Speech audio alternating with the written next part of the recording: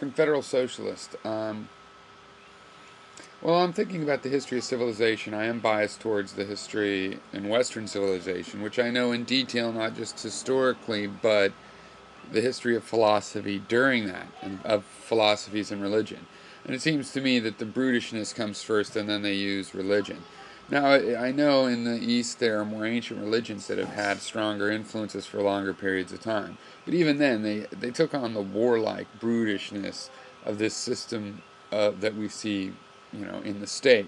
And it really, they painted it religiously. I'm not sure how significant that is, but I would love to, you could take me through, or I will try to read some of the history of these other civilizations.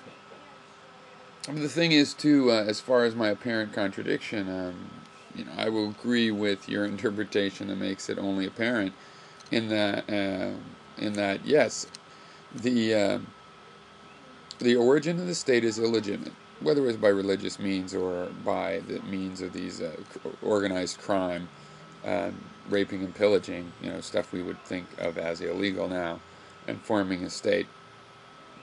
Whether it's one or the other or both or a mixture, um, you have this illegitimate control and oppression form.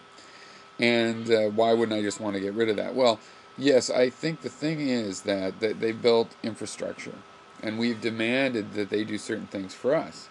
Now, do we want to get rid of the things that we've demanded that they do for us? And we need large-scale common infrastructure, it seems to me. So part of this point here is that, okay, as bad as that system was, the reason we didn't totally rebel is because we wanted to keep the parts that were beneficial. We're left really with a lot of parts that are beneficial when we have this democratic experiment. This whole country might have not lived up to all of its ideals, but the ideals are of democracy, where, it's just an infrastructural state. Nobody is ruling us. We rule it. Now, it doesn't quite work out that way, but that's the rhetoric, that's the idea, that's the goal, that's the standard we can hold even this government to, let alone figuring out, some other government that we can create.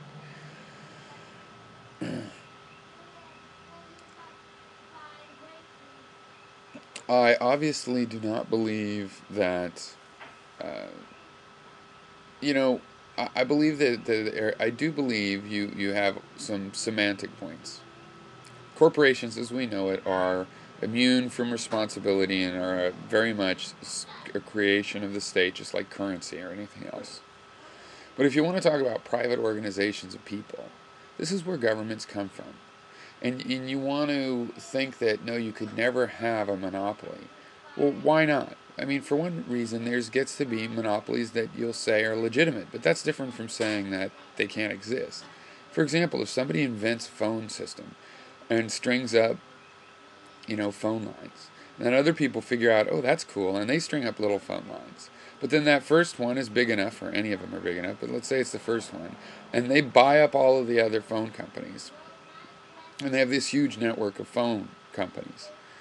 Now, another phone company can start, but to be able to call people, it needs to hook into the other phone network. And if it doesn't do that, then it has to just build this huge thing. You don't see that as a barrier to entry, needing to have a national network all at once. And if that big company doesn't want to cover a town, it's almost impossible. So someone does come along and covers just that town and makes that little bit of money. But the big company won't let them make long distance calls. Until one day they come in and want to buy that little company. And you don't think they have an unfair leverage there? That can't happen without the government? It does happen.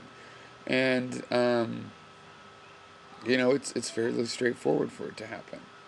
So, I mean, I don't understand why, as a principle, you think that people don't know how to leverage their resources, and that as if there aren't choke points that people can really get you in a rock and a hard place and make you make a decision that is suboptimal. And the scary thing is that there's enough choke points that with people getting more than they really deserve for that service or whatever it really is, that there's enough choke points that you might not have enough resources to pay, unreasonable high scalping type prices for all of those choke points. And a lot of the choke points is infrastructure. People need air and water and a way to get to the market that they're going to sell their goods at. They need access to free as possible access to those things. And if they don't, those are the choke points. And really, these serious choke points really, to me, tell you where you need your minimal regulation. You need the minimal regulations. Yeah, you need to allow people to hook on to national networks that become important.